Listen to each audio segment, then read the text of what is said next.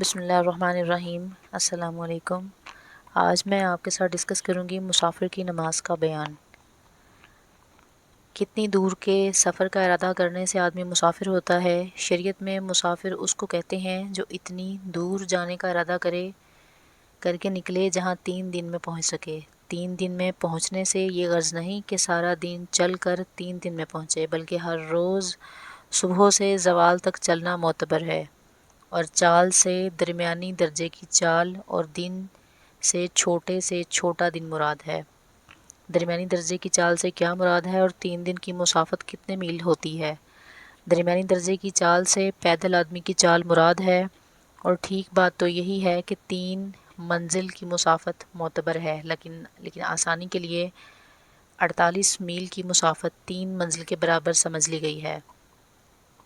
اگر کوئی شخص ریل یا گھوڑا گاڑی یا موٹر پر اتنی دور کا ارادہ کر کے چلے جہاں پیدل آدمی 3 دن میں پہنچتے ہیں تو اس کا کیا حکم ہے؟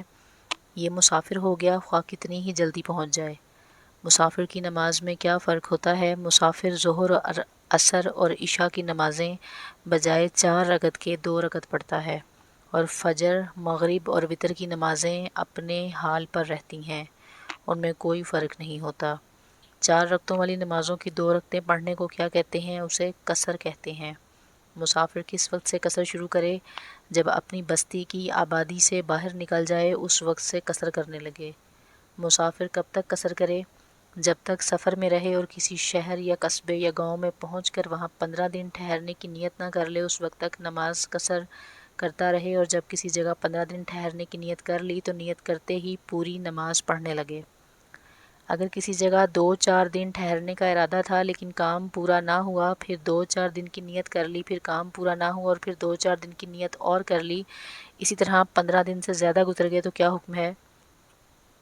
جب تک اکٹھے 15 دن کی نیت نہ کرے نماز قصر پڑھتا رہے، اور اسی حالت میں 15 دن سے زائد بھی گزر جائیں تب بھی کچھ مضائقہ نہیں۔ اگر مسافر 4 رکعتوں والی نماز پوری پڑھ لے تو کیا حکم ہے؟ اگر دوسری رکعت پر قعدہ کر لیا ہے تو آخر میں سجدہ سہو کر لینے سے نماز ہو جائے گی، لیکن قصداً ایسا کرنے سے گناہ گار ہوگا، اور بھولے سے ایسا ہو گیا تو گناہ نہیں، اور اس صورت میں 2 رکعتیں فرض اور 2 نفل ہو جائیں گی۔ لیکن اگر دوسری رکعت پر قعدہ نہیں کیا تو نماز فرض ادا نہ ہوگی، 4 نفل ہو جائیں گے، فرض دوبارہ پڑھیں۔ اگر مسافر کسی مقیم کے پیچھے نماز پڑھے تو کیا حکم ہے؟ امام مقیم کی اقتداء کرنے سے مقتدی مسافر کے ذمہ بھی 4 رکعتیں فرض ہو جاتی ہیں۔ اگر امام مسافر ہو اور مقتدی مقیم ہو تو کیا حکم ہے؟ مسافر اپنی 2 رکعتیں پوری کر کے سلام پھیر دے، اور سلام پھیرنے کے بعد مقتدیوں سے کہہ دے کہ تم اپنی نماز پوری کر لو، میں مسافر ہوں۔ مقتدی بغیر سلام پھیرے کھڑے ہو جائیں اور اپنی 2 رکعتیں پوری کر لیں، لیکن ان دونوں رکعتوں میں فاتحہ اور سورت نہ پڑھیں، اور اگر کوئی سہو ہو جائے تو سجدہ سہو بھی نہ کریں۔ چلتی ریل اور جہاز پر نماز جائز ہے یا نہیں؟ چلتی ریل اور جہاز پر نماز جائز ہے اگر کھڑے ہو کر پڑھ سکے۔